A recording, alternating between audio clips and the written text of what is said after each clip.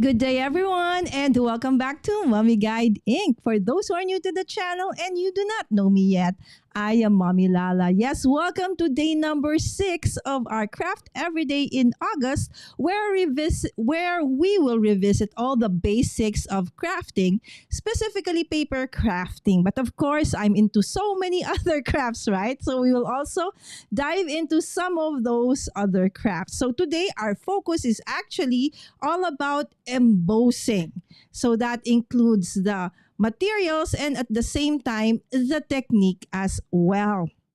Oh, since I'm very happy to actually have my dear friend with me in the studio, although she doesn't want to be seen. So hi to Dinky. Dinky, since you are actually here, can you help me out? Because I actually need my die cutting machine.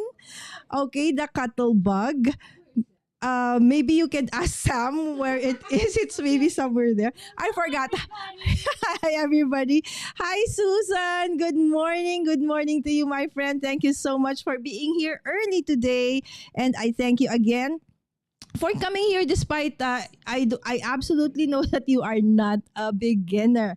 All right, so let's go ahead and move on to our topic for today. Okay, so excuse me, guys. I need the cuttle bug. The small blue one, the teal one with the yeah, that one. All right, thank you, baby. Yes, that one. Can you please bring it here? Put it here. Yes, because I'm gonna be needing that. All right. So just like before, we do have a little bit of like a PowerPoint that where I go through, the different details about the specific technique. So there are two kinds. We have the dry embossing and the heat embossing. All right. But first and foremost, probably you would want to know what is embossing, right? So embossing is actually the process of creating a raised or recessed design on a surface to add texture and dimension.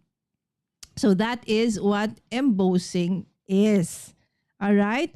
So and then we have two kinds, as I mentioned, okay, in the first part of this presentation, that we have the dry embossing, where you create texture by putting pressure, okay, onto the media. Okay, most of the time it's paper. It could also be like foils or, steel. Okay, and then you have another kind which is actually called heat embossing. So for heat embossing, this is where you can create texture or texture is created by melting embossing powder. All right. So we do have an additional material for doing the heat embossing and several other materials as well. Again, if you have questions, just put them in the chat and I'll try to answer. Hello, good morning, Linda. Thank you so much for dropping by, my friend. I hope that everything is well for you guys today. You have had your coffee or your breakfast, or if you are on your way to work, okay, safe travels, my friend. Yes, this is my dear friend Dinky. You just can't see her, but she's actually in front of me right now and helping me out. So thank you so much, sis. All right. So a little bit of a boring part, okay, but it's interesting to know as well, right? So dry embossing actually has been around since the early days of print making. So it used to add raised texture to paper and books. And most of the time, this kinds of technique you can only see among commercial printmakers. Right? But now, even hobbyists just like you and I, we can actually create this or use this technique, at the confines of our homes, right? So heat embossing became popular, okay, in the 1970s to 80s. Okay, so it is a little bit later with the rise of rubber stamping. I actually got into rubber stamping quite late because I started with this almost in the early 2000s, right? So today, embossing is used not just in card making and scrapbooking, okay, but also in journaling, mixed media, decoden, and even home DIY projects. And I've actually been using this in a lot of my projects here in my channel. So if you want to check them out, I do have a playlist, okay, here in my channel, which you can actually look at and see which one resonates with you and check them out later. All right. And Linda is saying hi to Dinky. Thank you so much. And Susan. Yes, that's Linda saying hi to everybody. Thank you so much again. Linda, I hope that all of your tests turned out well and that you are okay and that you heal fast. Okay. So going back to dry embossing. Okay, so what are the materials, right? So yes, we do have some materials for you to be able to do dry embossing. Okay, so in the like early late 90s, early 2000 when I started, okay, so I'm not even sure what they were using prior to that. It used to be with a stylus, with a pen. Okay, could be metal, could be plastic, but the tip is, different diameters, sometimes very, very rounded, sometimes a little bit more sharp. Okay, like a pergamano. I don't know if some of you have heard of that. So it's very, very similar, right?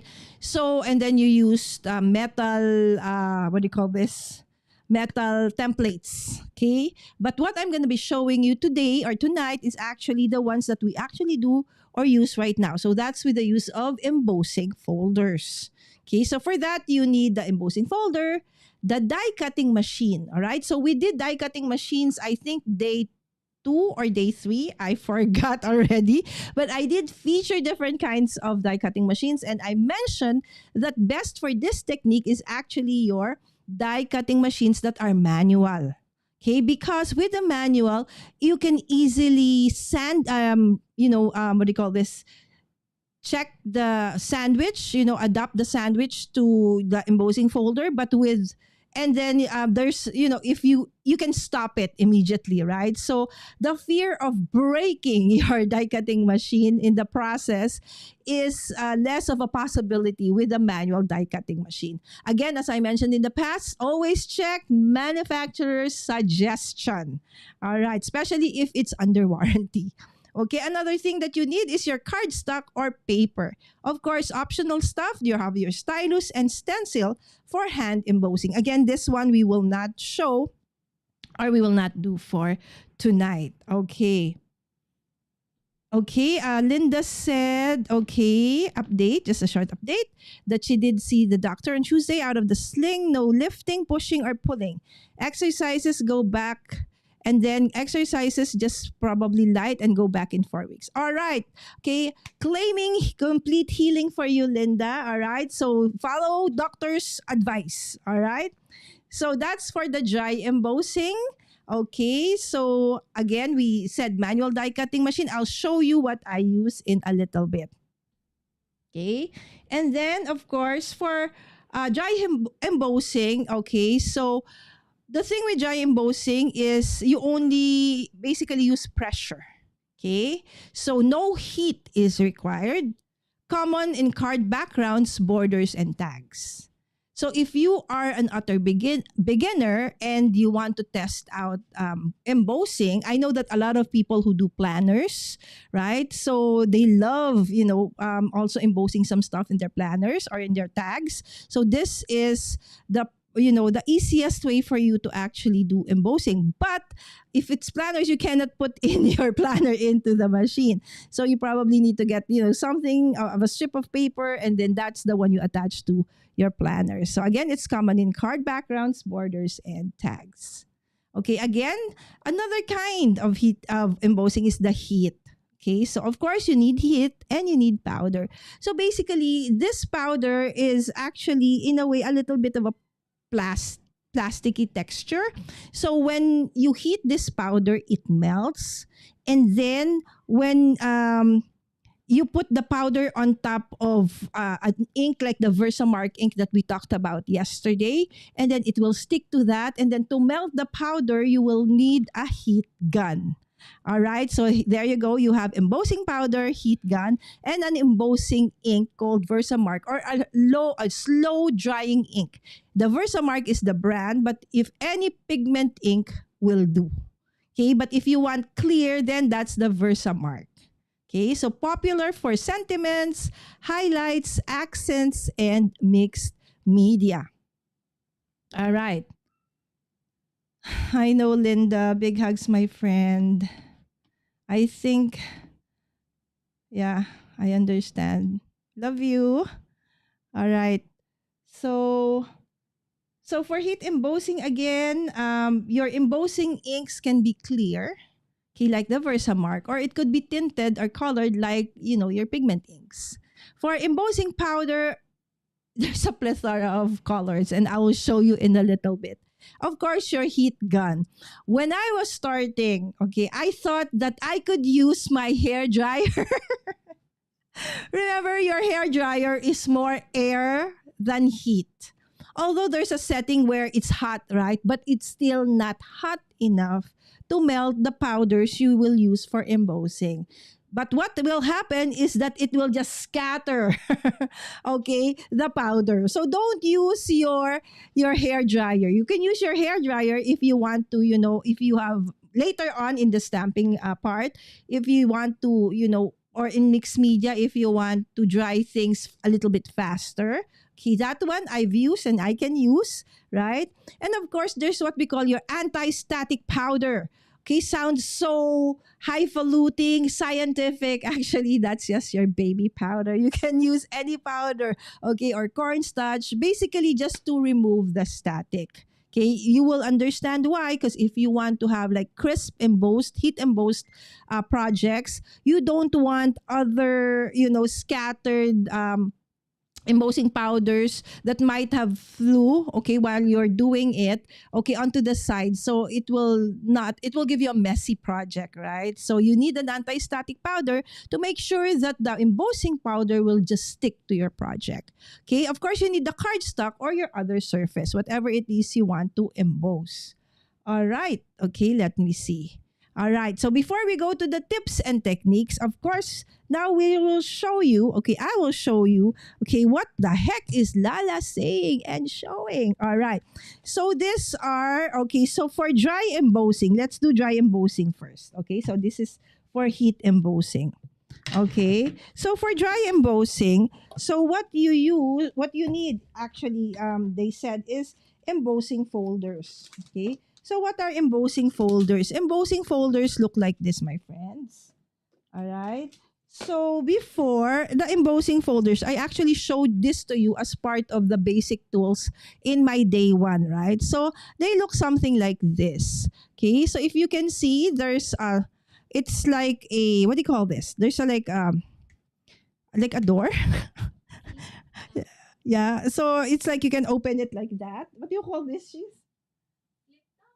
Or like a flip top. All right. So Shirley said like a flip top. Okay. So what you do is you have your material.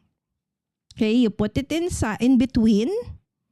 Okay. So if you can see, okay, it's like the mirror image on the other side, right? So, and then you will pass it through a machine, and then you will see the image, okay, will be imprinted, or as we say, embossed. Okay, so let's do that. So as I said, okay, so you need an embossing folder, okay, a material, in this case, this craft paper. Okay, let's just start with that very small one.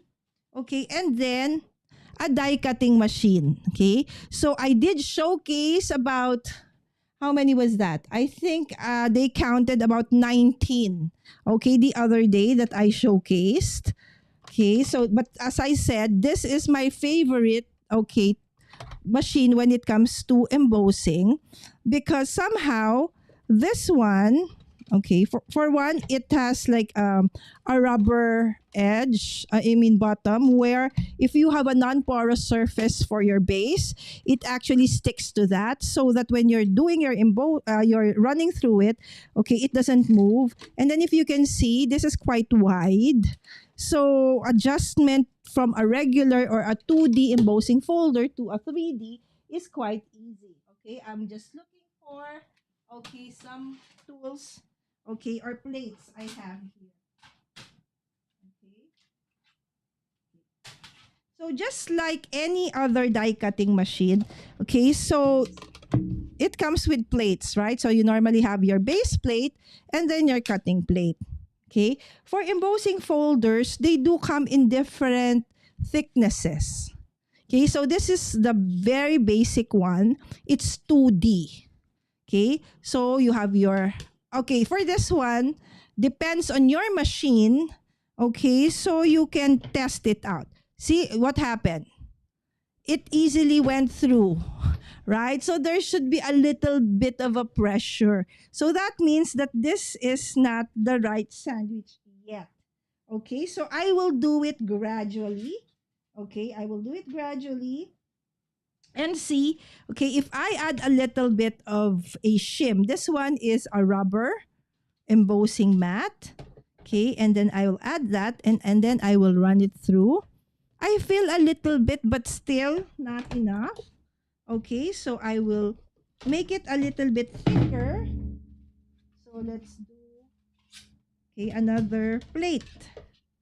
Okay, so you can see actually this is, I think, for a different machine because they're not the same size. Okay, hold on. They're not the same size. Hello, Lala. Okay, let me see. Okay, there you go. I have another plate here. Okay, so let's do this. Okay, so no prep for today. Okay, so there you go. Okay, you see this one? Okay, if I let go of this, okay, somehow it will retract back. Okay, it means that, there is actually pressure. Okay, but it's not as heavy as I want to. So sometimes I would put additional shim and I can use like, cardstocks. Okay. Just one that, see, now it's getting harder to actually roll it. Okay, so you see that I have to put a pressure down so that my machine, okay, will not. Okay, so now let's see what it looks like. All right, the grand reveal. All right, so if you can see, look at that. It's so beautiful, right? So this is again one of the reasons I like this technique is because it's very elegant. Sometimes as is where is, you can actually just add this to your card base, and you are good to go. Okay, this can go on top of your card and that's it. Okay, I'll show you. See, and a little bit of embellishment and you're done. And maybe a sentiment there. Right? You see how beautiful it is. This is just a 2D card. So basically what you see here are just two parts, so the raised and the flat. Okay? Now came the advent of other dry embossing folders. Okay, so this is actually a small one, but there are slightly bigger ones. Okay, like this kinds. Okay, like for Christmas. So yes, to store them, I normally store them in pockets like this, plastic pockets, right? So, these are actually for cards, right? For report cards or in the office, stuff that maybe you can put receipts or stuff like that. So, this is another kind. So, it's a little slightly bigger and it fits exactly an A2 size card, like so.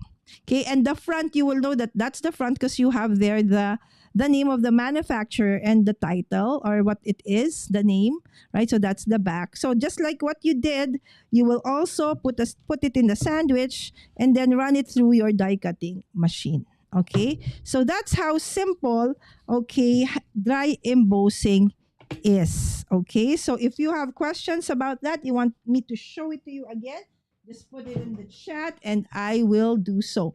All right, so let's just go back first to, okay, people in the chat. Hi, Wims. Good evening. Wims, have you seen how you can add products onto your videos? I saw that you have a lot of videos for Uhuhu. Okay, and then you can, even if it's already finished, you can still tag products after that. Like, tag the Uhuhu products and the papers that you used. Yes. Right. And Tara, hi, good evening, Tara. Thank you so much for dropping by, my friends. Actually, it's good morning for you. Sorry, it's good evening for us, but it's good morning for you. Thank you so much for dropping by. Hey, Linda from Tara. And of course, our dear friend, Mr. Tech Troublemaker himself, Roy. Good morning and good evening to everyone. Yes, because we are from different sides of the globe. It's your morning and it's my evening. All right, so that is how you do dry embossing. That's the 2D. Okay, now let's show you the 3D. Okay, so this is an example of a 3D, okay, embossing folder. Okay, I think this one is not yet 3D. Okay, so this one, okay, it will tell you. Okay, so this one is a 3D. Okay, texture fades. I got this actually from Hobby Lobby. Okay, when I was there. So it looks like a basket weave, right? So you can actually create a paper that has this kind of texture. If you will see, it's 3D because you don't only have the raised or the flat bottom, you even have like middle, right? So there are three levels of texture that you can find in this embossing folder. Okay, so let's test it out.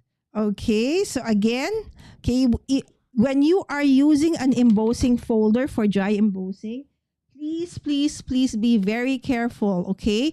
Not, you start first with, when you're putting in your sandwich, try to make sure that you're starting with, make it loose first, okay? And then slowly, slowly add, to add pressure, you add more shims or more things to actually tighten it.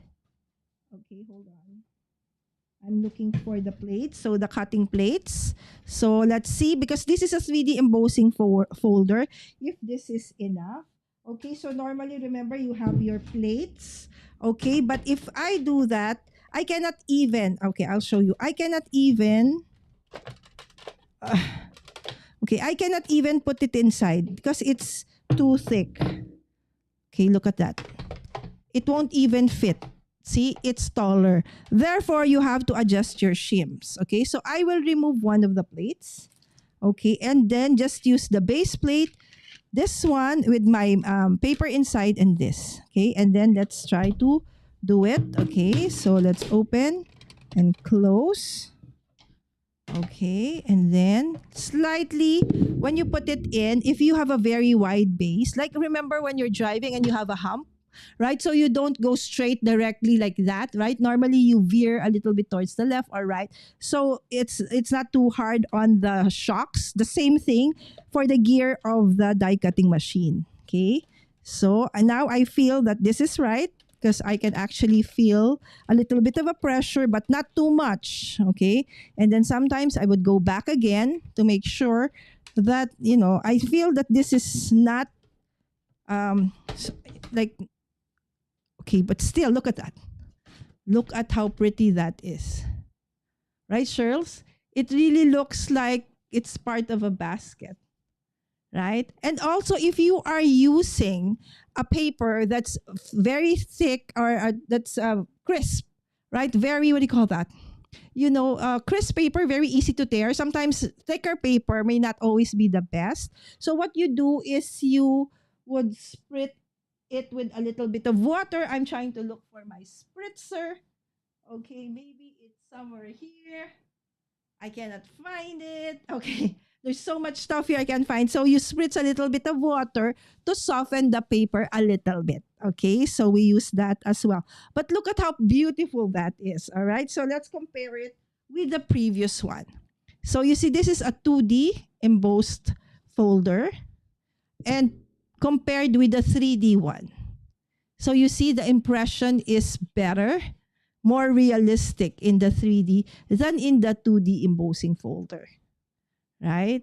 Again, this is kind of hard to do with other die cutting machines because you really make sure that you start with, it's still loose. And then again, if the machine doesn't want to feed it, that is telling you do not proceed. You can break your machine. I have had a lot of friends who actually broke their die cutting machines because they forced it. If it doesn't want to go through, it means it's too thick.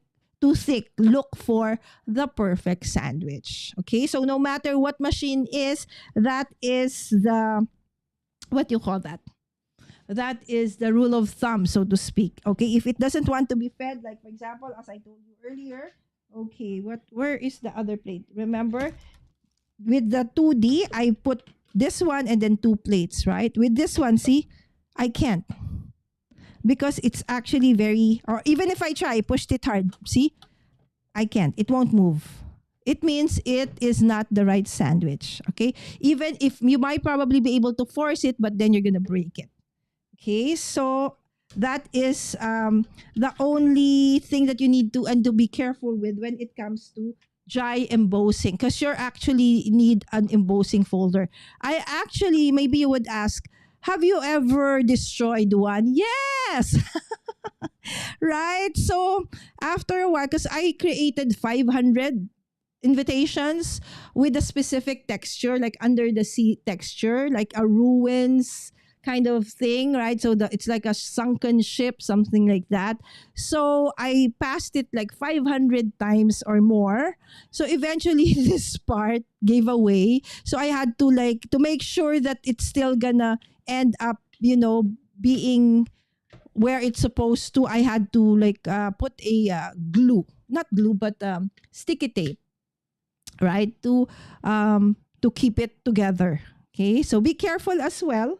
Okay, again, these are consumables, right? So if you've used them a lot of times, it may actually, break at some point. But so far, this has been with me for decades and it's still, okay. That one just broke because I used it so many times over, right? So if you want to have something that looks like, the panel of an electronic, what do you call that? Like a motherboard, right? So especially if you want to create like cards for, for boys or for, males, it's kind of difficult, right? So this kinds of texture really helps out. Okay, so Linda is saying hi to Roy. Oh, it's so small. Let me change the scene. Sorry about that, guys. Yeah, so Linda is saying hi to Roy. Okay, so Wim said I didn't see where I was using my bow when I checked it. Oh, okay, because you need to tag that from your computer. Even if it is shorts or edited video or it's a live stream, the tagging of the products has to be done in the studio, your YouTube studio, on the computer. I've not tried iPad, but normally with a laptop or your desktop. There you go.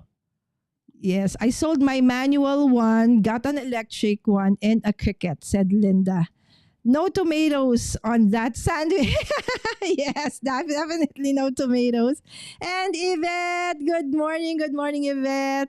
Right, so Yvette is into Aquafit, and I'm so jealous. By the way, guys, so Yvette and I are going to be part of this month's Kendra's Card Challenge live stream, where we will be featuring this month's samples of mystery card making kits. So everybody else is going to showcase the mystery kits while I'll showcase the sampler kits. And this is actually on the 10th already for you guys, and it's on the 11th, 7 a.m. for me. So I hope that you can join Yvette and I, Tracy Lynn, and did I miss anyone?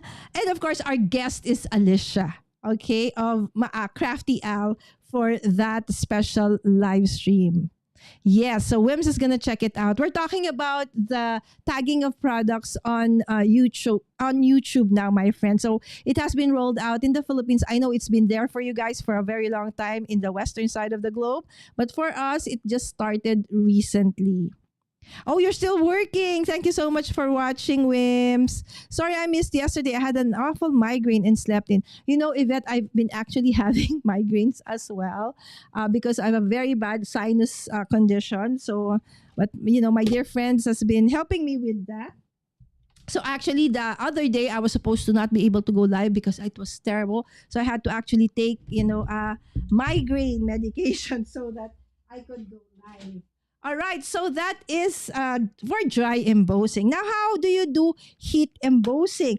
Oh, wait, my friend, it's quite late. Are you still okay to stay? All right. Okay. Yes, because Dinky is here, my dear friend is here because her son and my son are BFFs, right? So they actually did go live. So if you want to check that out, B-Boy's Corner, my son's channel, he does video playthroughs, and lately every Thursday nights or afternoons here in the Philippines, he goes live in his channel with his dear friend Temi. All right, so there you go. It is the weather for sure. I think so. And probably also whenever my immune system goes down, I normally have this, sinus bad sinus condition, and it starts being clogged here, and then the pain goes from here and then it goes up, right? So sometimes I can barely like open my eyes. So Yvette knows, knows the drill, right? So now how about the heat embossing, right?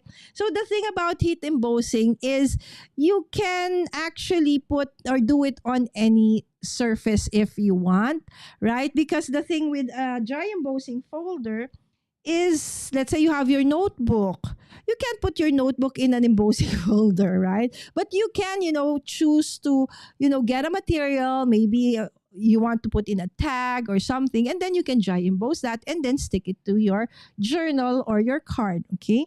But with heat embossing, you can actually do it directly onto many more surfaces, big or small. Okay, so what are the materials that you need? We did mention it a while ago in the PowerPoint. So if you are coming in late or you're watching on replay and you did not see that, you can go back a little bit. I'll try to create a timestamp for this, for all the live streams eventually. Just give me time, right? So that you can skip all the other things that I say and just focus on that one. So this now with heat embossing, you do need several things. Okay, first and foremost, okay, so what material do you want? Let's start with the very basic. Everybody has a white piece of paper. Okay, so I'm going to be using a little bit of a thicker, this is a 300 GSM, okay, grams per square meter. If you want to know more about how you actually would know anything and everything about paper, I did that, I think, for day number 2 of my craft every day in August. All right, so we're going to use this. Okay, what else do you need? Okay, so you do need embossing powders. Okay, so embossing powders look like this, and they come in different brands. Okay, so this is one of the brands. It's one of my favorites. It's called the Embossing Glaze. So this one is somehow a little bit transparent, so that's why I like it. Okay, unless you want really something very opaque, then you use a different brand. Okay, I also have some Alto new ones. This is a translucent pearl, okay, embossing powder. Okay, so again, different brands, different colors. This one is from Ranger and it's red. Okay, and then we have also another one. It's an embossing powder. Okay, this is scattered straw. The thing with the distress embossing powder, it's really not perfect. So it has that distressed look. Okay, but it's distressed, not like the other kinds of embossing powder where it's very, very fine. Okay, so if you don't want like perfection, you want it to look a little bit distressed, then you go for the distressed embossing powders. Okay, and then some embossing powders, are quite thicker, bigger, and then they're the fine ones. Okay, so this is an embossing powder that's white. So I normally, my staples are black, white, clear, and gold. Okay, so those 4. Oh, 5, silver. All right. So those 5 colors, you're good to go. You don't need to get all the colors of the rainbow unless you have all the money for that. You have the storage for it, right? So, and then you have what we call, okay, this one's called crisp, okay, or you have the fine. Okay, where's my fine? Okay, I do have a fine. This is another embossing folder. Where is my fine? Okay, I think I ran out of, it's not here, but we have what we call your very, very fine embossing powder. And I use those fine embossing powders for my sentiments. All right. So, what's happening to my camera? All right. And then you have some like this. Okay. This one's from Brutus Monroe. Okay. This is my favorite gold. Okay. And then this is sterling. Okay. I love Brutus Monroe's embossing powders. Okay. So these are very opaque. That's why I love it as well. All right, so you need to have embossing powders, okay? You need to have the paper or the medium you want to heat emboss. Okay, what else? Okay, you need an anti-static powder.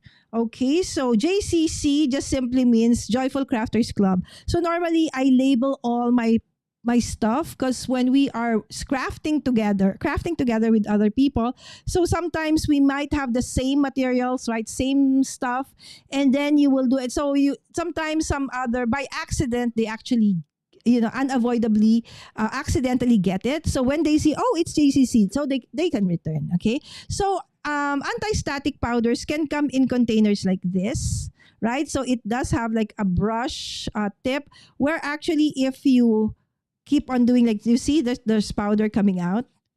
Okay. So what it does is actually bring out the powder. Okay. So it removes the static, because remember this powder, these embossing powders are very, very light. So it can actually fly off and attach to other parts of your project where you don't want it to go. So what you do to prevent that is you use an embossing powder. So normally it can come in bottles like something like this, or okay, my favorite is something like this. Okay, so this is actually okay. It's for, I don't know if it's still available. It's, I have it for a long time. This is US Art Quest. Okay, so it looks like this. You know the Chinese jackstone where you do it, like it looks like that, right? But it's made of cloth and the powder is inside. So what that you need to do is just slaply tap it, okay, onto your project, or glide it over, okay, to make sure that the static, okay, in your material, especially if you have very glossy paper. Okay, so normally that's the static is very strong there. So you can just glide this through. Bye. So my dear friends are leaving. Bye bye. Thank you. See you next week. Love you. All right. So my dear friends are okay leaving. Safe travels. Thank you.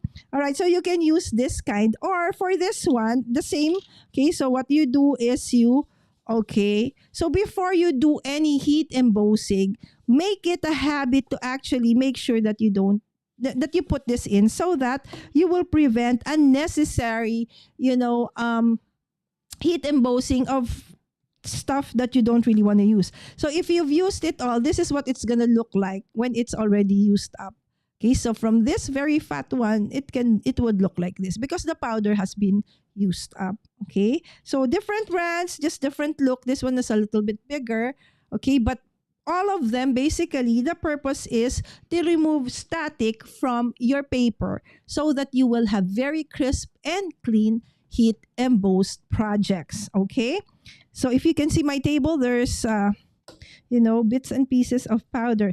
Now, in the event that you really somehow end up with you really don't have any more, maybe you traveled and you forgot your anti-static powder. Okay, one thing you can use, okay, baby powder. Right, so this is just baby powder. Okay, or maybe cornstarch or something. Okay, just very, very light. Okay, so just grab a little bit from your hand. Okay, and I just do like that. Okay, so that's my hack. So I just put a little bit on a small container like this, and I carry it along all the time in the event that I forget, my anti-static powders. All right. So that is, so as said, we have to have our paper or our medium, and then of course our embossing powder of your choice, your anti-static powder, and then of course for the ink, okay, or for the what do you call embossing powders to stick to the paper, you do need, okay, an ink.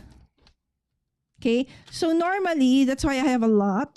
Okay, I like using the Versamark. Okay, so this is a pigment ink. Okay, that's clear. Okay, so whatever it is I want to heat emboss, okay, I will stamp it first onto this.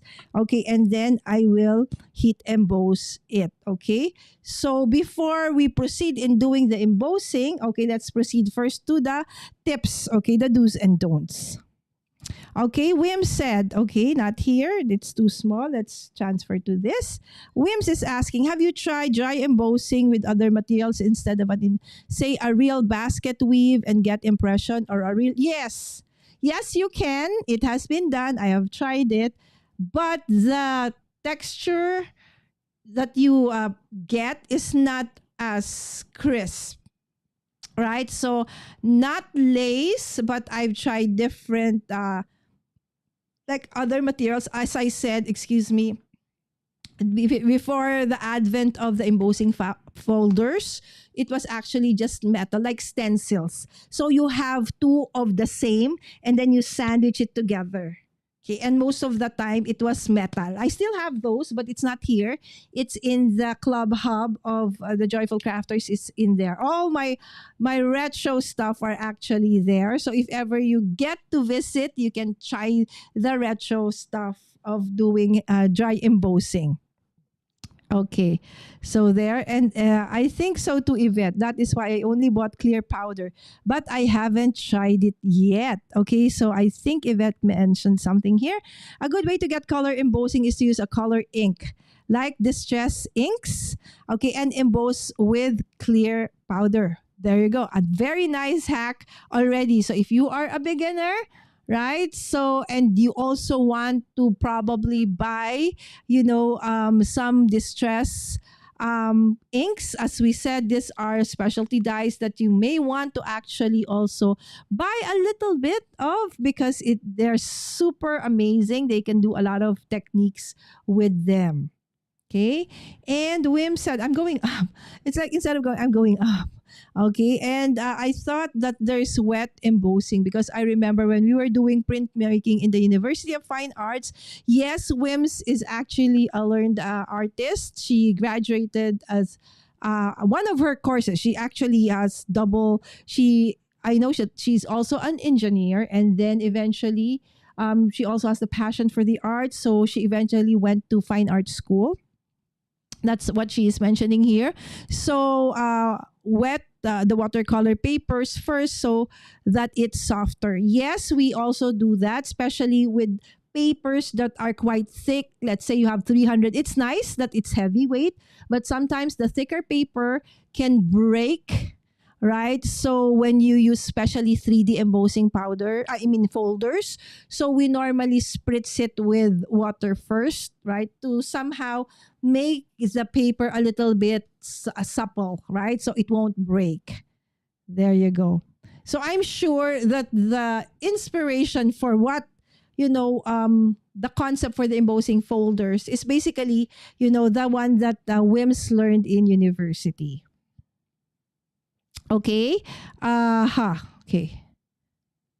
Okay, so there you go. Then it would get into the grooves of the rubber cut, wood cutter, and will pick up the emboss. Yes, basically that's it. But this one, they made it into already, manufactured and commercially available and easily available, texture plates already, right? So you don't need to make it yourself. But yes, that's how it actually started.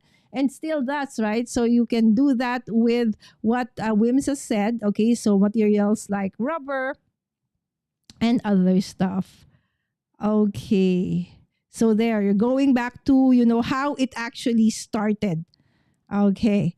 So going back to this. Okay. So what I was saying, okay, so the Versamark ink. All right. So, yes. So before we actually do some bit of embossing, let's go back to my PowerPoint first. Okay. So some tips and techniques. So for dry embossing, lightly sand embossed surface for texture on core. Okay, hold on. I'm trying to check where. Oh, it's there. Hold on. Give me 2 seconds or 5 seconds. Okay, I'm still here. I am still here. Okay. Okay. Because I moved some of my stuff. So this is this is a sandpaper. Okay, so this is actually a Tim Holtz Ideology sandpaper. Okay, sanding tool. Okay, that I got many, many moons ago. All right, so you can lightly sand the embossed surface for texture on core cardstock. Okay, so some papers, you can see that they're colored on the outside. But when you tear them, you would see that the inside is actually white. Right? But there are those that are actually the same inside out. Okay. But for scrapbooking, because there is actually a technique where you do paper tearing, right? And we really intentionally want to show the white core. Okay. So you could see that it would really say on the label that it has white core. Okay. So you can actually sand that as well.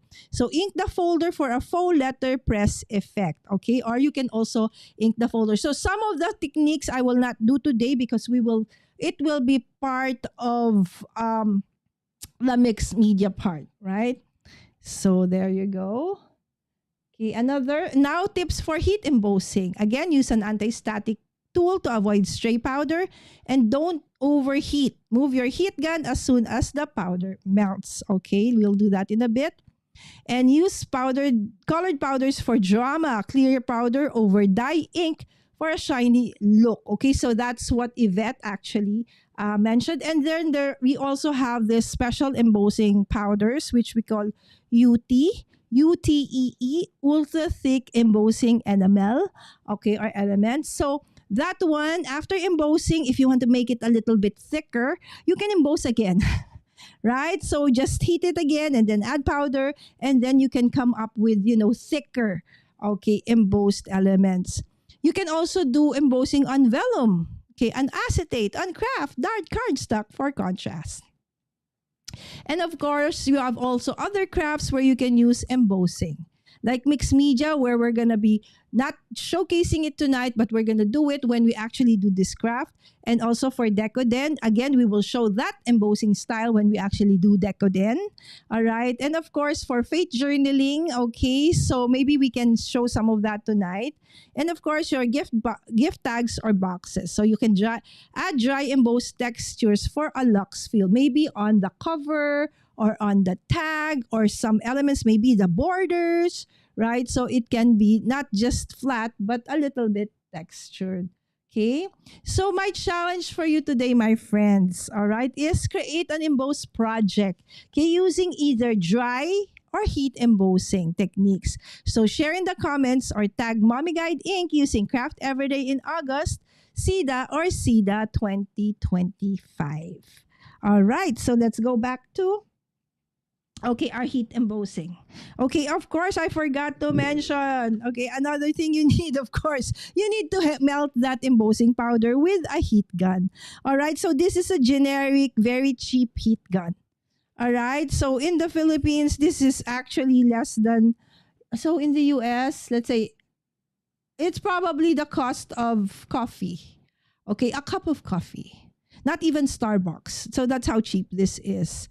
All right. And sometimes its performance isn't as good as well.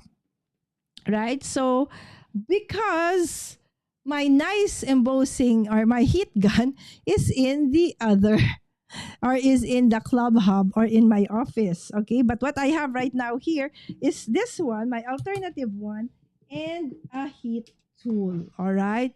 So a lot of people they use this also for embossing, but actually, if you read, it's quite dirty, right? But it's okay because that's I also use this for when I dry stuff when I do mixed media.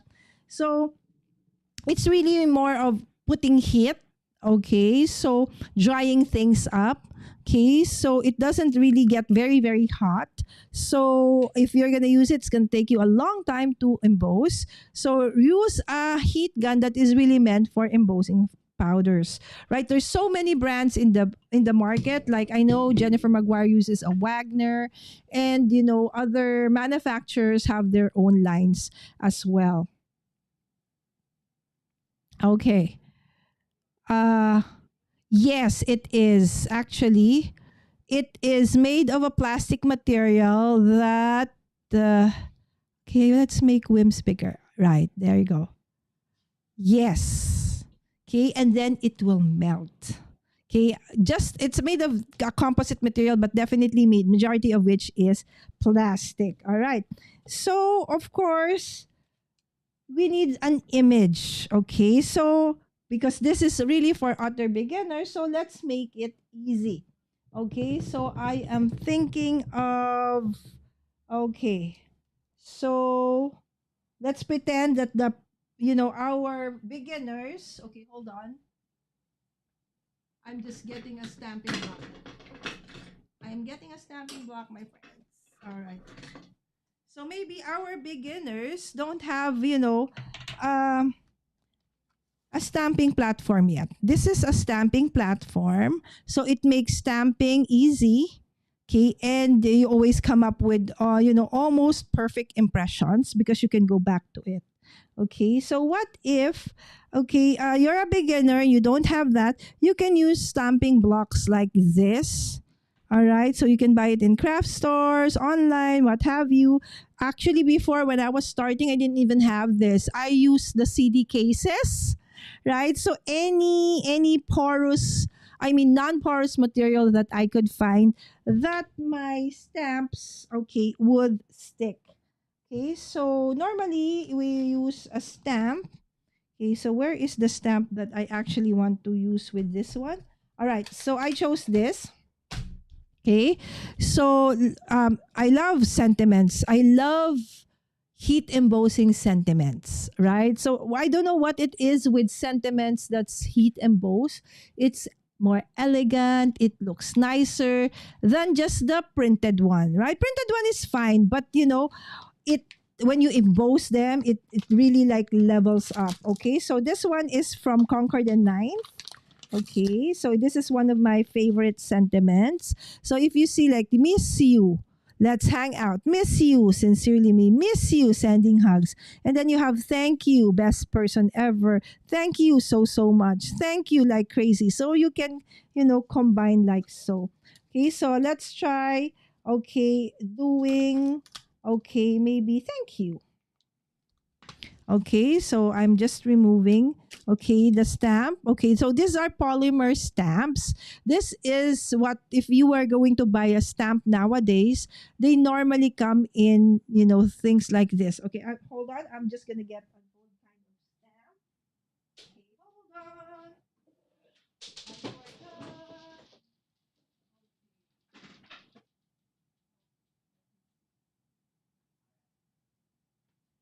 So, before, stamps would be mounted on wood like this.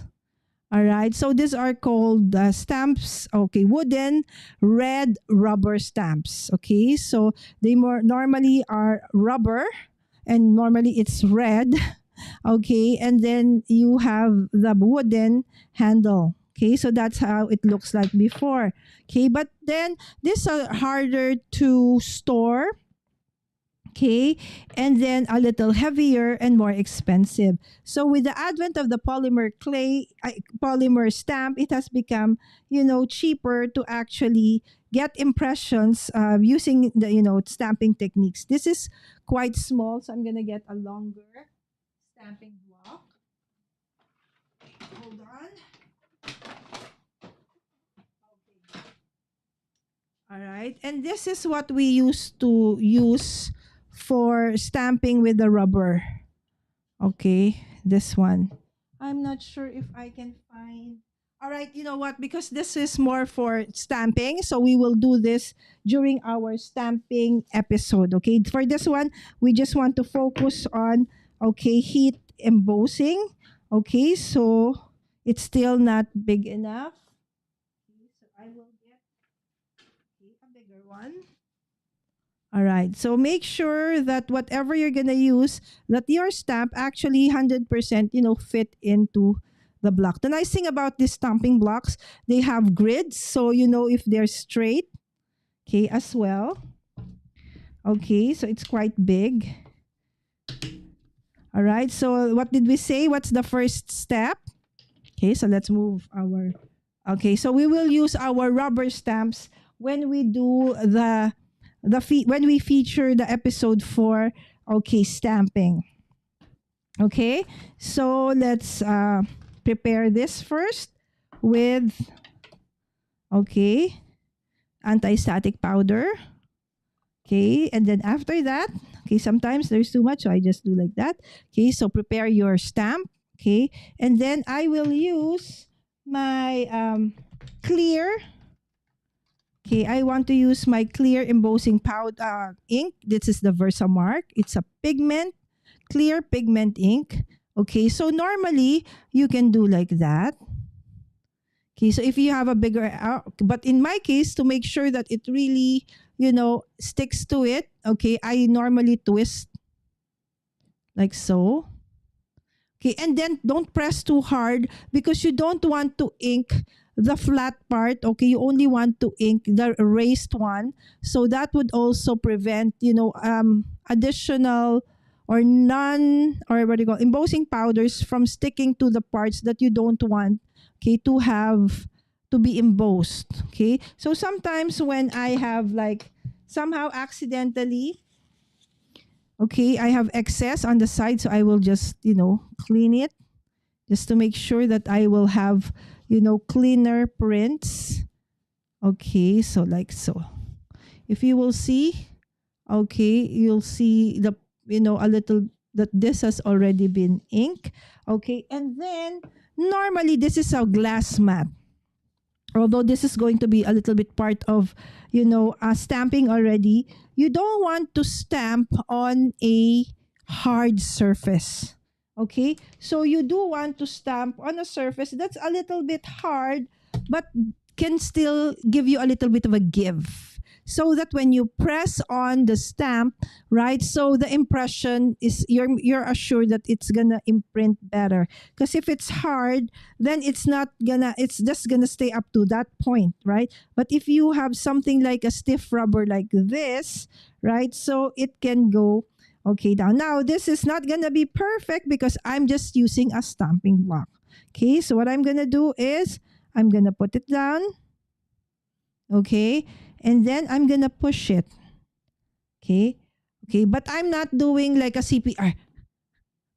Okay, because there are stamps that are, not as sturdy or as hard. So what happens is your letters or your images will widen, right? Because of pushing too hard. Okay, put pressure, but not too much. Okay, just so, okay, that you are assured that it's there. One thing that I use actually, okay, for pushing it down, because you do know I have I have issues with my hand. So this is actually a very, there's a, what do you, needle.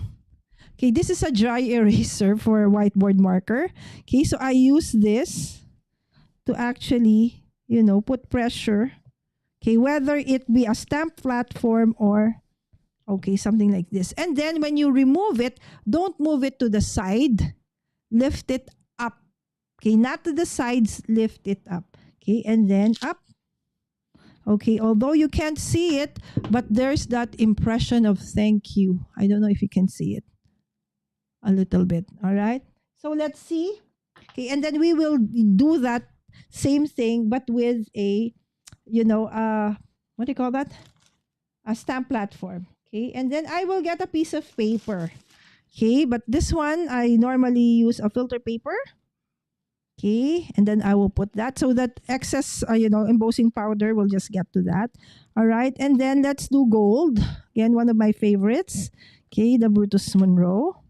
Okay, and then just simply start pouring the powder onto it. Don't worry. Okay, you can pour as many powder as you want. You can see. Do you see that you can now see the thank you? And that's gonna be fine. Okay, so do you see that I have in the Y? I think I didn't press that enough. Oh, it's okay still. So you see that is the image. Okay, thank you. So if you didn't put, anti-static powder, actually for now you can still see, a little bit of that. So what you do is you just tap a little bit. Okay, and then if you have a brush, okay, a soft brush. If you have a soft brush, okay, that's dry, of course, you can use that as well to clean the sides. Okay, and then as I tap, to make it clearer, I'll just go around and clean. Okay, so since it has an anti-static powder, when I do like that, it actually, the ones that do not have ink will easily fall down because they're not, they're not attached to, because there's no ink. Okay, so the the powder, the embossing powders are actually very light, and thus it will stick to the clear embossing ink or even your pigment ink. Okay, so there you go. Okay, so what do we do now? Okay, so you have all of this powder. All right, so no problem. Okay, just put it back into your container like so. So for you to be able to use, you don't need a lot because to use it, it's really, you use very, very little, right? So there, everything is back in its container. Okay, so I'll just cover. Okay, and then what you do now, okay, you have to hold this. Okay, my toolkit is on the other side of the room. Hold on. Okay, I will just get.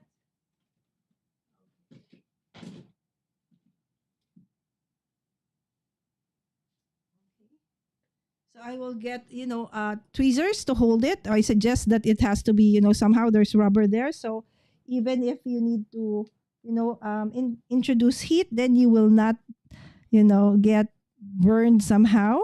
Okay, so you hold it like so. Okay, I will mute myself because it's a little bit noisy. All right, but I'm still here.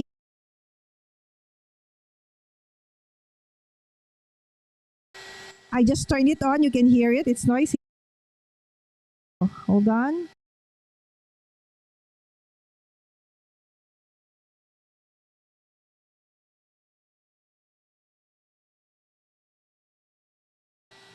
Okay, just bear with the noise. So if you can see, okay, so as I go left and right, so the powder starts to melt. And you will see that you will start to have like a darker color, okay, of the powder.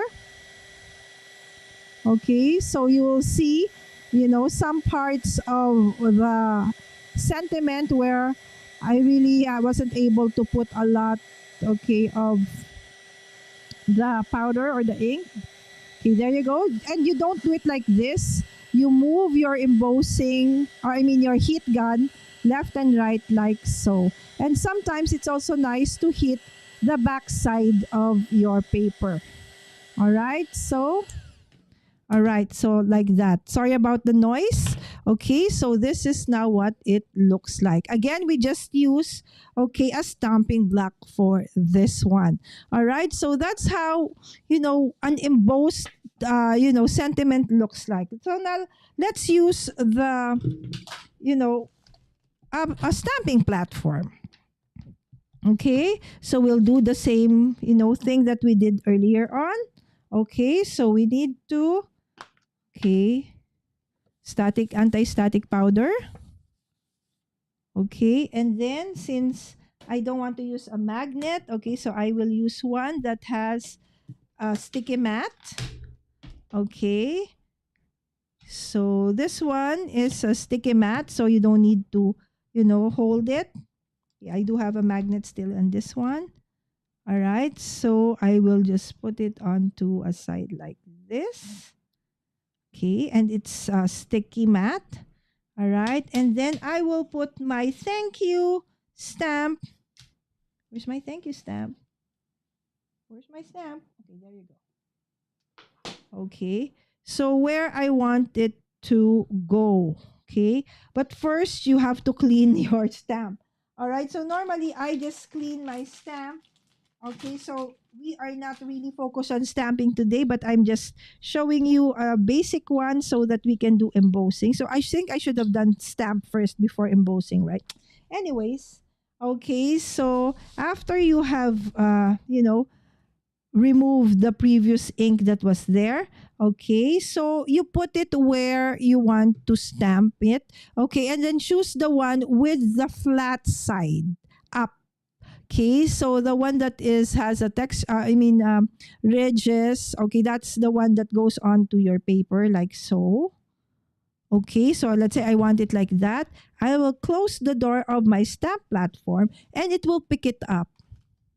Okay, and then, okay, this is supposed to stick to my mat. All right, so let's do the Anti-static again. All right. And then let's now ink, okay, my sentiment again. Okay, I'm still using Versamark to ink it. Okay, so remember, I talked about this ink yesterday. So if you are interested in knowing more about inks, you can watch our episode yesterday where I talked about the different kinds of inks and the Versamark, okay, or is a pigment ink which actually is used for, you know, embossing. Okay, and of course stamping. So there. So after that, okay, so I just use this instead of just my finger. Sure, you can use your finger, but I just like using, and then my, what do you call this?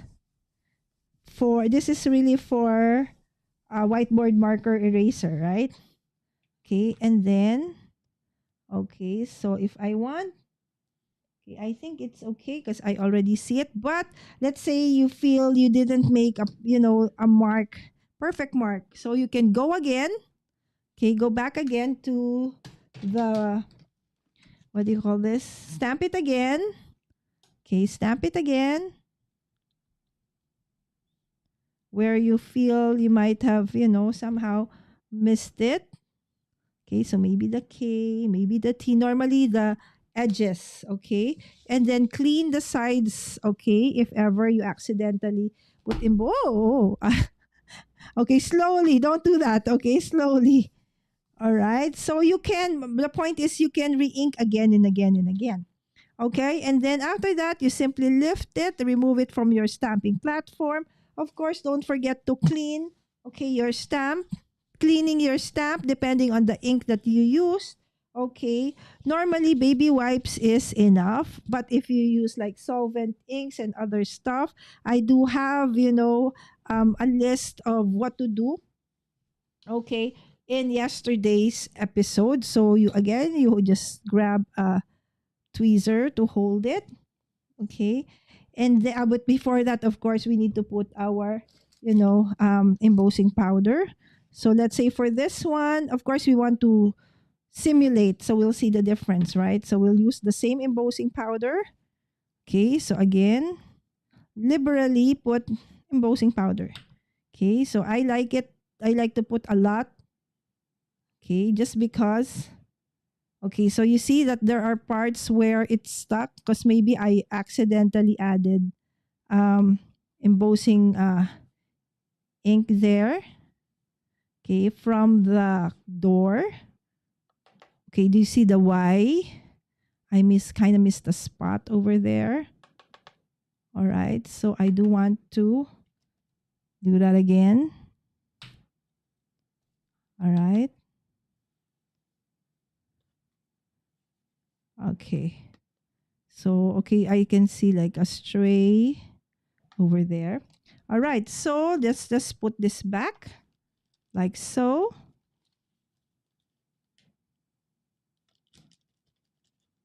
Okay. So you barely used any, right? So it's going to take you forever to actually. So what you can do is if you have other friends who are outer beginners, you can actually share, just buy one and then share. Okay, I'll just mute myself.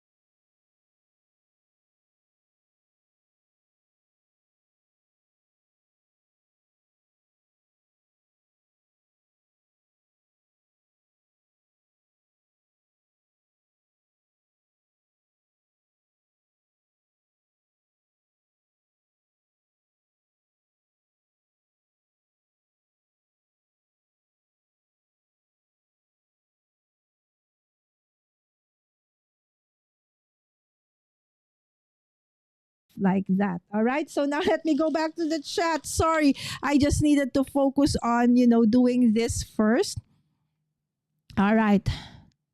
Okay, let me see. Where did I end? Linda, good morning. Good morning.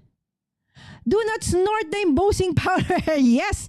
Okay, try to do. That's a great idea, Roy. Yes, please don't do this when there's a fan or it's outside and there's wind blowing because it's very, very light. Okay, so it's actually true, Roy. You can accidentally do that. I've done that many times in the past. You can use embossing folders for resin projects as well. I'm going to try that because I don't make cards much more. I did do a project recently with Lynn for Stretch Your Supplies, but I used dice instead. I used dice as a mold, okay, as a mold for resin. So that was a Stretch Your Supply for dice. Okay, another one, I'm not sure who did embossing folders, who did something like that. So yes, it can be done. So if you have not checked out Linda, please do so. She's an amazing, amazing artist. She's also the moderator of our dear friend, Images by Gretchen, right? So can't wait to see what you do with this new resin hack, Linda. Okay, gotta run. Time for Aquafit. Yoo-hoo! Have fun, Yvette. Okay, yes, take care. How do you do that, Linda? All right, so Linda, maybe if you could share, okay, maybe on my Facebook, in the group, or in the YouTube chat. Okay, once you have that video up, or if you have a live stream where you actually do that, please tag us so we can be there, right? Yes, hi, hola, hello, Dalis. Good morning, my friend. Oh, I'm still on mute. Oh, a while ago, I'm still on mute. You're still muted? Now? Am I still muted? Not listening with it? Okay, no more, no more, more. Yeah. Ah! I actually really didn't intentionally did it. Oh, so that's why Wims was calling me. Hold on. Now can you hear me? Oh, now I'm back. Yeah. I intentionally muted it because of this one. So some of you might be, it's too much for you. Sorry about that. You're on now. Yes. So I actually really muted myself when it came to, okay, as if I was muted and you didn't hear it. So again, for the benefit of our newbies, okay, everybody in the chat is no longer a newbie, right? So you can actually learn from them. So feel free to share tips and advice to our newbie crafters out there in the chat. So actually, if you are watching this on replay or you're lurking, you can check out all the people in the chat. They do have, most of them, okay, either they're on Instagram or they're on YouTube, right, or on TikTok, and you can learn so much from them. Find inspiration as well from them. We do a lot of things that are very similar, but of course, there's that flavor, an individual flavor of each of the crafters. So hopefully, each one of us can inspire you. So as I was saying, I use the same stamp. This one, I use just a stamping block, and this one, a stamping platform. The thing with stamping blocks, you can absolutely start with that. Okay, if you don't really want perfection so much, then you're good to go. But if you want, almost perfect crisp lines, so a stamping platform is something that would really benefit you in the long run. It's quite spendy though, although there are other brands now that are very, very affordable. All right, so okay, so there you go. So if you want, and then from there, okay, I just heat embossed, okay, using the Brutus Monroe Golden Gourd, okay, embossing powder. You see, it looks a little bit, like terracotta, lighter terracotta, but it actually is gold when you heat emboss it. All right, thank you so much for telling me that you can hear me now. Yes, audio is okay now. Yes, so again, I intentionally muted myself for that. All right, so I just want to show you, okay, some, okay, of the cards that I've done recently, okay, using, some embossing.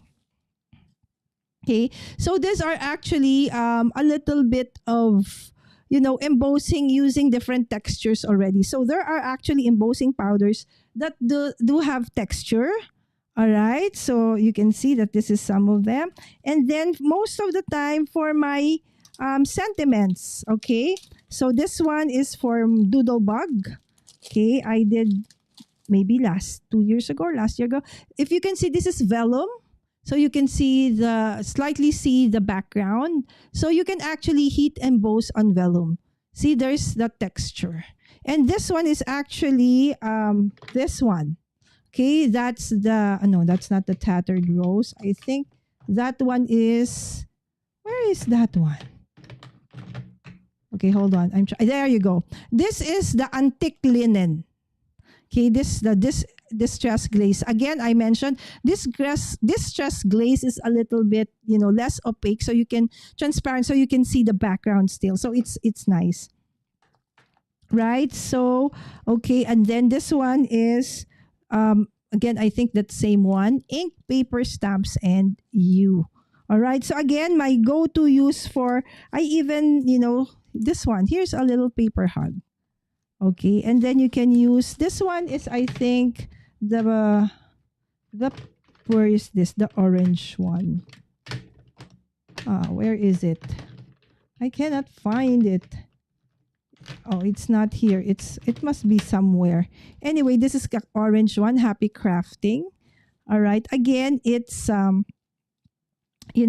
I heat emboss that. And you can actually heat emboss also the sides. So this one is actually heat emboss as well. So what I did was, to do that, okay, I actually just, okay, I'll show you how I did that. Okay, so I just took my embossed, my, what do you call this? I just took my, not my die, but my, oh my gosh. Okay, hold on.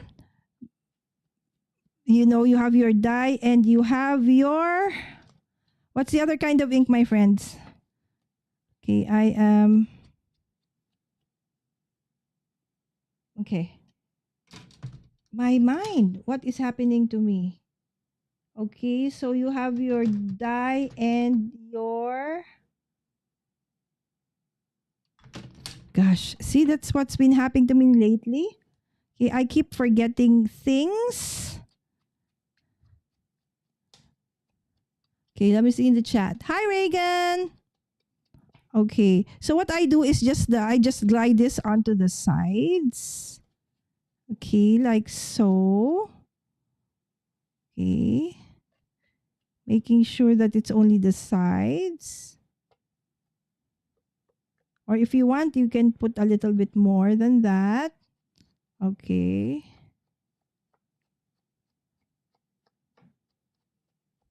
This is no longer fun. Okay, I can't remember. And it's something that I know by heart.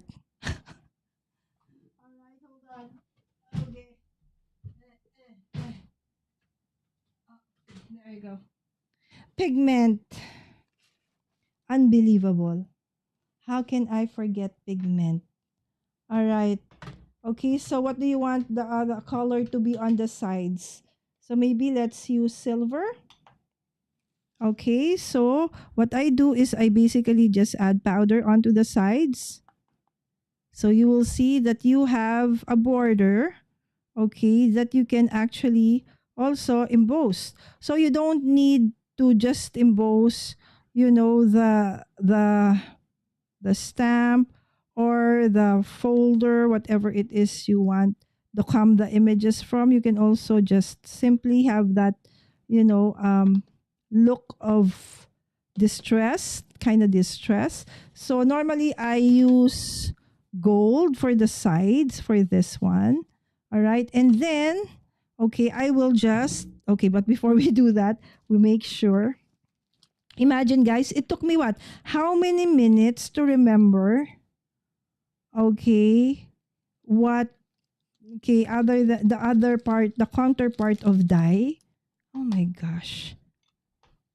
There's something wrong with me. I don't know if it's just my migraine, but it's been going on for days now. I hope that's not early onset of you know what. Okay. All right. So let's turn this on. Okay. So again, I didn't go for perfection. Okay. I really wanted to have this kind of a look.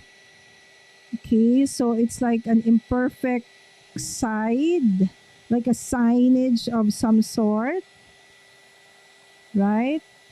So this is what, embossing does. It makes really your projects pop up big time.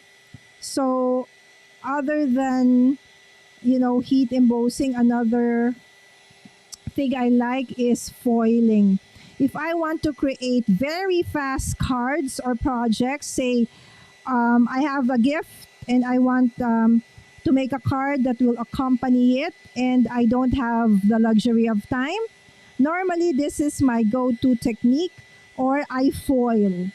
Because, foiled sentiments, foiled cards, or, cards with heat embossing, has that very elegant and feel look and feel to it, right? So there you go. So now you have that, somehow shabby chic tattered border if you want, again, if you just want. Okay, so that's heat emboss. So you can emboss your stamp image. You can also directly, heat emboss the sides, okay, of your project. Okay. Yes, you can hear me now. Reagan again is here. Yes, Pigment. Thank you, Wimsy. It took me, wow, almost a minute or longer. It's like I was drawing a blank. It's like, die. And then what else? It was like, oh my goodness. Now we also have hybrid. Yes, yes. We actually talked about all of those yesterdays, plus all the different kinds of specialty inks. So it's kind of scary, right? When you draw a blank like that. Ooh. Okay. Low B12 levels contribute to memory. Oh, I might have. Right? Yeah. So I think I should start. I actually stop, using my B complex. I used to take it big time. Okay. So I've stopped. Oh, maybe I need actually the B12 injections because it's been happening fairly recent. I'm not really very tired. Actually, nowadays I'm fairly cool. That's why I'm doing CEDA, because it was the past 3 months that was pretty hectic in terms of schedule and workload because of the preparation for the UPCAT. But now that it's done, right? So everything has been done. So I'm pretty relaxed. I sleep early, but I don't know why, but lately I've been really having very bad migraines, if there's a relationship with that. But I think Reagan is, yes. Yes, I think maybe I need those. Plus, of course, aging. I've always been kind of like that, absent minded and stuff, but never something like this lately. Yeah. It could also just be age related or dehydration. Oh, dehydration. I didn't know that dehydration can do that, Susan, because I actually don't like drinking water. I like colored liquids, Coke, juice, iced tea, but not really so much water. And I think my friend was here earlier, is a doctor. She said that I think your sinus situation is basically, I love sugar as well. I love chocolates. It's like every meal I need to have a chocolate, right? So she said, no, no Coke Zero, no chocolates. Okay, because now your immune system is down, right? So veer away from the sweets right now. Okay, so I said okay, right? But if you would go back to, like, yes, was it yesterday or the other day, I also kept on forgetting words and things, right? So I hope, yes, and of course rest is always a great suggestion, right, Wims? Thank you so much, Wims. Yes, maybe I've been able to rest lately, but for the past couple of months, I've been really, really working so hard. Maybe it's like accumulated, Yeah, stress could also be. I hope so. I hope so, my friends. I'm only 52, not yet. Although, the big A runs in the family. So kind of scared actually for that. Anyways, so let's go back. Okay, but that was pretty scary. I was like really drawing a blank. I was like, die? What's the other one? It's like, oh my goodness. I really couldn't like, oh, anyways. Don't want to scare you. Let's move on. So please do stay connected. I'm Mommy Guide Inc. on all the socials, of course, on YouTube, Instagram, Facebook, and what's the TikTok. Okay, I'm also on X, but I rarely post there. And of course, just today, I actually posted 2 sample cards for the Not Too Shabby Mood Board Challenge. If that challenge is somehow new to you and you haven't joined yet, I highly suggest that you do so, right? So there is a mood board. So it will show you a set of like colors at the in the beginning, and then you can create your project from that. Make it your inspiration. You can create anything, right? You can upload up to 3. Okay, if you are actually even using not too shabby products, but if not, just one project. Okay, and you have to upload that on the not too shabby shop.com blog. Okay, so you will see it the minute you go there, and it will show you the mood board challenge for August. All right. So at the bottom, there's the ad. Okay, so that's where you add your project. And yes, of course, there's a prize if you ever win.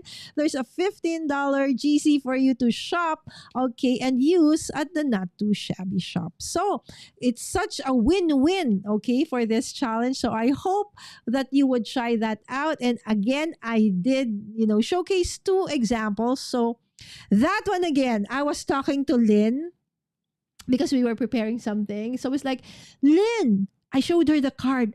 What do you call this? I said, I mentioned a weird name and said, what? Oh, that. It's an eclipse. Oh, there you go. Right? So I couldn't remember the technique. Yeah, I've used it many times. I've done it many times. But for some weird reason, yesterday when I was talking to Lynn, I couldn't remember the technique. Right? So it's kind of scary that things that normally comes, I know so well. Suddenly, I can't remember what it is. I hope that I just need rest. Right? But at any rate, so I did an eclipse card, one of it. And then the other card actually is just, because the paper is so beautiful, right? So the paper in itself is the focal point, so to speak. So it's just very simple. I just added a sentiment that I erased a little bit because the background is very busy. And then I created a small cluster onto the left side. So if you want to check that out, I actually posted that as well on my Facebook, Mommy Guide Inc. Okay, Facebook post. So I hope that you would check that out as well on Instagram. Yes, everything for that is it's a not too shabby shop challenge, right? And the papers I use there are actually the fall florals and the pumpkin and spice what do you call this, ephemera pack. I hope, Lord, that I did mention the right collection. I hope so. All right. So basically, okay, let me check. Do I have another slide? Okay. And at a glance that you can't even see because it's way, way too little. Okay. So I'll just do this. Okay. So I'll try to, okay, let me see. Okay. Because it is too small. Okay. So let me see. Let us move this one so you guys can see it. Okay, can you still see it? Okay, so dry embossing versus heat embossing. Okay, so in terms of texture, okay, so for dry embossing, the erased surface comes from, okay, the pressure that you put onto your media or your paper, okay, between 2 faces of the embossing folder, okay, and then sandwich onto your die cutting machine. Okay, so the texture is made from pressure. Okay, so heat embossing, on the other hand, it is raised. Okay, and it's there's a texture because of the glossy surface that ensues after the powder or embossing powder has melted. Okay, in terms of the tools needed, that's the second row. Okay, so for dry embossing, you need embossing folders and of course a die cutting machine. Okay, for heat embossing, you do need embossing powder and then you need a heat gun. And of course, your embossing ink. Three things. And finally, how about the mess level? So if you are very OC and you don't like mess or, powders flying around, but as you saw, I actually didn't even have to clean my table because if you work fairly intentional, you won't have powder everywhere. Okay, so mess level for dry embossing, low. Okay, so for heat embossing, medium. Okay, can be more than that, depends on how you work. And then where is dry embossing best for? Okay, so that's the third row.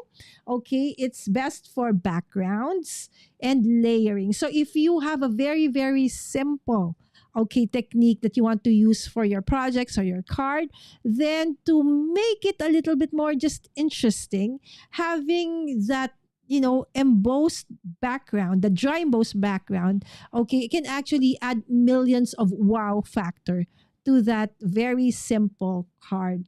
All right. And then, of course, for heat embossing, it is best for sentiments and focal points, like what I showed you earlier. And finally, which one is more beginner friendly? All right. So dry embossing, as long as you have, your die cutting machine, it's very easy, right? How about heat embossing? You kind of need some practice because it also involves a little bit of, checking out which embossing powder works well with your project. Like if you have very, very fine details for the project you're doing, I don't suggest using embossing powders that are quite thick and heavy. You need to use the fine embossing powder. So again, not all embossing powders are made equal. Read the label and read what it is for and best for. All right. So again, it's both are amazing and awesome techniques and tools that you can use, to actually even not just beginner but level up your card making or paper projects. All right. Let me go check again. Okay, Susan said, after you were struggling to figure out the ink, I was the same with you. Only word coming to my mind was hybrid. I was getting closer, right? So, oh my goodness. Thank you so much, Susan. For the past couple of days, you've been my savior, so to speak, in terms of, additional techniques, reminders. Sounds like a good day, Rig. Oh my goodness. All right. So let me see. Let me go back. Okay. Oh, I think Linda left already. I hope, Linda, you have a great day as well. Let me see. I don't know where I actually. Okay, you can hear me. You can hear me. The list, thank you so much again. And Wims, thank you so much for the reminder. And the list about pigment. Okay. Yes, and Reagan was saying hi to Wims earlier. Okay, and thank you for the reminder for me to take again my B612, vitamin supplement. And Susan, could be also dehydration. Oops, I think I saw my friend Dinky in the chat. Home na, yay! Thank you I'm so glad that you're safely home, and see you next week again, my dear friend. Thank you so much for always spending time with us. And hi, Dawn. This is Dawn of the Crafty Visage. Okay, and there you go. My daughter says, hi, Lala. Oh, thank you so much. Hi to Susan's daughter. Did you see me? Couldn't remember what pigment was. Oh my goodness. I don't know. Maybe we should have like a quiz bee every now and then, or trivia time or something like that to help me, with my memory. Right? They said that if you're having issues, you should do more puzzles, you should do more tactile activities. And I'm so happy that we are crafters, right? So we do a lot of things with our hands because it would help out. All right. So with that, thank you so much. I'm still determining what we're gonna be doing tomorrow. Okay. So I'm thinking, do we jump ahead to stamping already? All right, or do we actually do something else? Okay, since I actually think that we started a little bit on stamping today, so we might as well, I think, yeah, maybe proceed with stamping for tomorrow. Right, so let's do it. Stamping, I'm not sure if we can finish with one episode because there's so many things to, to know and to do about stamping, but we will try to keep it, as simple and as, beginner friendly, so to speak, as we can. Because if you do want more awesome inspiration, additional techniques, and so many things, yes, please do first check out the people in the chat. Right? Because from there, you can already find a lot of inspiration. You can also find a lot of videos on my channel, and some of them, or a lot of them, have actually now been turned into members only. So if you do become a member, you can have access to all of those. So again, thank you so much, my friends. Right. So at least we're not too long today. It's just an hour and 38 minutes so far. Thank you so much for spending your precious time, especially on a weekday with me. And I hope to see you once again tomorrow for another crafty episode of Craft Everyday in August, where we talk about the basics of crafting. With that, have a great rest of the day and see you again tomorrow. Bye! No music.